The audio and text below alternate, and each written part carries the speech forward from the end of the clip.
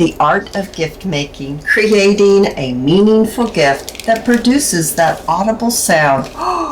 Join me as I show you the step-by-step process that I took to create this meaningful journaling gift set. Hi Best Buds, it's Cathy with Cathy's Garden, and I'm so happy that you've joined me today. We're going to start this tutorial by making our envelope. So let's begin. I have chosen papers that are from Ruby and Pearl. You do not have to use digitals for this project. You could use paper pad paper. It will work just as well. You can also use book pages and music papers. You'll want them to be somewhere around 10.5 inches by 8 inches. So I'm going to use this one right here. I'll be using this brand of tracing paper. I have coffee dyed my tracing paper. I don't think it's my imagination. I think that once you add the coffee slurry, it makes it firmer, and I think it makes it sound a little crisper. If you don't do the coffee slurry, I've never tried it, but possibly just adding water and allowing it to dry on the tracing paper might change its texture. Something about this is different than this. I don't know. It could be my imagination. I don't think so though. As you can see, my tracing paper is a little bit bigger than my 10.5 by 8 inch decorative paper. The tracing paper is 9 inches by 12 inches. Let me open this up and remove the little journal. We are after the sound that we absolutely adore. And this method of applying the tracing paper onto the paper, whether it's digital or your paper pad paper, is going to give you this wonderful sound.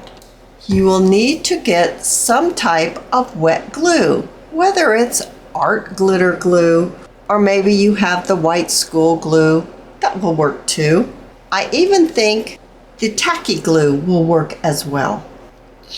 So take your 10.5 inch by 8 inch piece of paper and turn it on the back. Taking your wet glue, you're going to want to go around the edge of this piece of paper with your wet glue. You want to apply enough of the glue so that your tracing paper will stick onto your glue.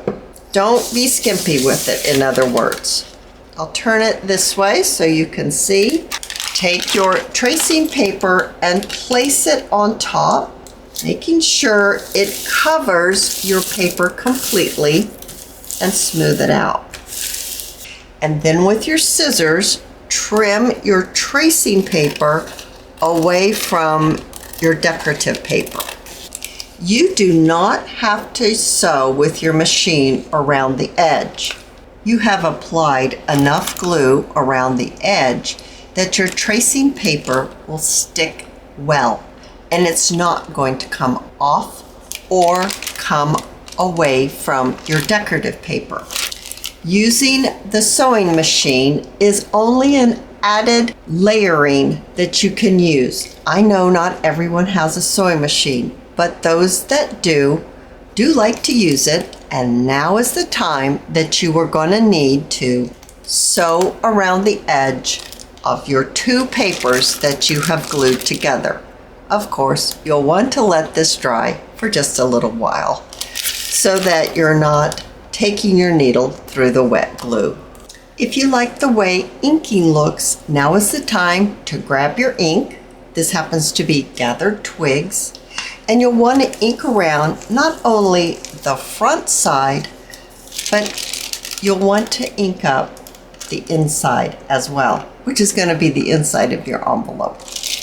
After you've inked up both sides, that's when you're going to need to decide, what do you want for the bottom portion of your envelope. So turn each end up and just kind of look. Now mine has a script, and this is right side up right here. So I want this portion to be the body of my envelope.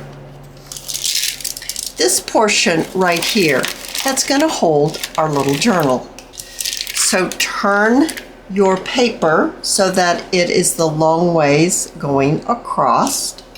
And with the portion that you want to be the body of your envelope, you're going to want to fold this up 4 inches and give it a crease. Now you have the body of the envelope made. Now it's time to fold the flap. I like to turn my envelope like this, or my paper, because it's not quite an envelope yet, and take this side and fold it over 2 inches and give it a crease. Now you do have something that's starting to look like an envelope. This crease, as you notice, the fold that we made here, it's not right along the top of this portion of your envelope. That's going to make getting things in and out of your envelope easier. Another thing that's going to make it easier is we're going to apply gussets to the sides of our envelope. This isn't hard to do. It's really quite easy, and I'll take you through step by step on how you can apply gussets to your envelope. You want to have a strip of paper. My strip is approximately 1 inch wide. It's a little over 1 inch, 1 1/4 inches. And we want to fold it in half the long way. Now, you'll want to fold it one more time in half the long way. Take your time and get it as even as possible. And give that a crease. Now you have it all folded up. Let's unfold it. Fold it in half one more time and place I want this to be on the outside of my envelope, so I'll fold mine this way. Now we have another fold right here. Fold it back, and the other one on the other side, fold it back too. So now we have something that looks like this. You're going to need your piece, your gusset, to fit from this point right here to the fold at the bottom. That's approximately 4 inches. And you'll need 2 gussets. I'm going to be marking mine and cutting it. I found that it's much easier to do it this way. Make sure your cuts are straight. Make both of them the same length. Open up your envelope. And we're going to work on this portion right here. That's the larger fold. That's the 4-inch fold. Take your gusset. The side that's folded, the fold pieces, you can see them, they're folded. I turn it over and there's only one folded piece. Turn it so that these folded pieces are going to be on the outside of your envelope. You'll need to apply your glue on one side of your gusset and then place this gusset onto your envelope. You're going to need to make sure it doesn't come over the edge of your envelope. So it comes out like that. I'm not going to pull it too hard because we just glued it. And then we'll take our second piece with the folds on the outside. We're going to glue it down like this. And once again, you want to make sure that your gusset doesn't go over the edge of your envelope. So with my gussets in place on either side, it's time to add our glue to this side of the gusset, and we're going to be folding it up like this. A little bit of glue on this side as well as this side. Once again, I wouldn't suggest a glue stick for this. Just press down, making sure the gussets are all even, not sticking out, and you're not crooked. And there you go. You have made a gusseted envelope. Absolutely spectacular. And it sounds wonderful too. Because we made 2 new folds here, I'm going to go ahead and ink those up. I have a piece of flat lace. It's 3.5 inches wide, and I've cut it to be the length of my envelope. It has a very pretty border at the top, so I'm going to fold it over so that the back of my envelope will be beautiful with lace too. So I'm going to glue this in place. Now with my lace in place, we can add our closure. I have some beautiful sari silk from Crimson Heart Studios. You will want enough of your closure that you're going to be using to go around your envelope. So I'm going to find my center, and then I'm going to turn my envelope over on the back. And here is the center of my envelope, placing a little bit of glue underneath my sari silk to hold it in place. And then bringing the sari silk around and tying a nice bow. Isn't that gorgeous already? On my example, I took some pearls and I threaded them through my sari silk.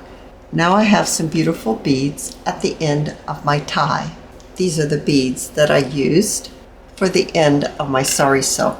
I used my awl to help me stick the sari silk through the hole of the bead and then pull it up to the length in which I would like and give a tie on the sari silk or the ribbon if you're using ribbon, just to hold your bead in place, and then you can trim off the excess.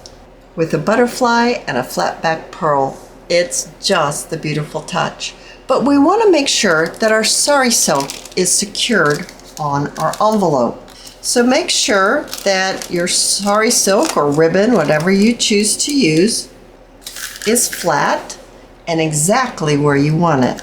I'm choosing to use a long label to attach my sari silk in place. Now it's time to add our journal into our envelope. You'll need 4 pages. I have chosen some digital papers and I have coffee dyed the back. Choose the page you would like for your cover. This page happens to be 10.5 inches by 8 inches, and fold it in half and give it a crease. Now we'll want our journal to be 4 inches from the fold to the edge. This one happens to be 5 1/4 inches.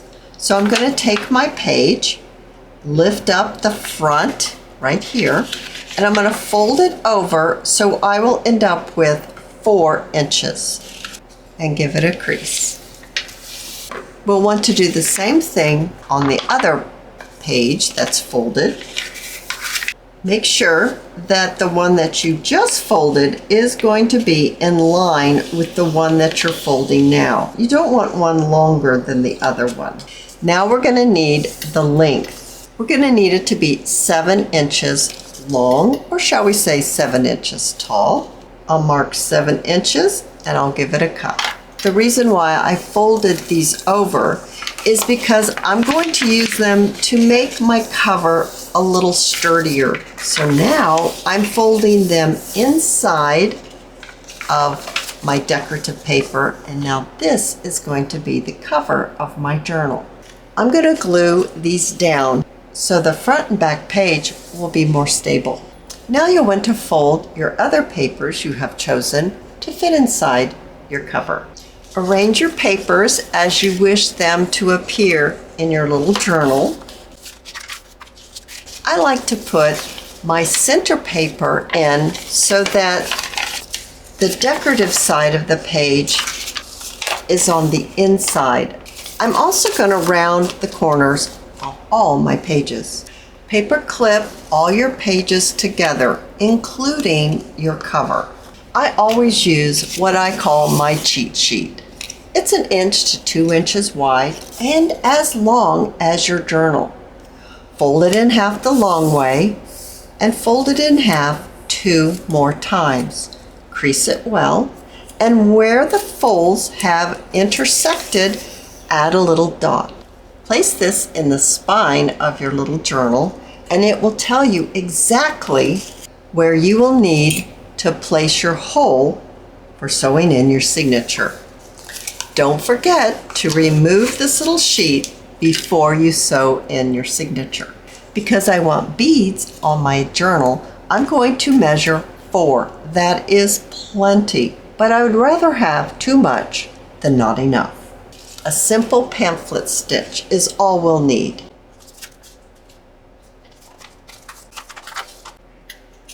Now we have our journal all completed, and the fun can begin. You can add beads for your dangles. You could decorate the cover. You could add pockets and tags, and you can add little bows on your paper clips. Placing it into your envelope, I hope that you have enjoyed creating meaningful gifts with me. And if you have, please give me a thumbs up. I invite you to subscribe to my channel, and I'll see you in my next video. I'll see you there, guys. Bye now.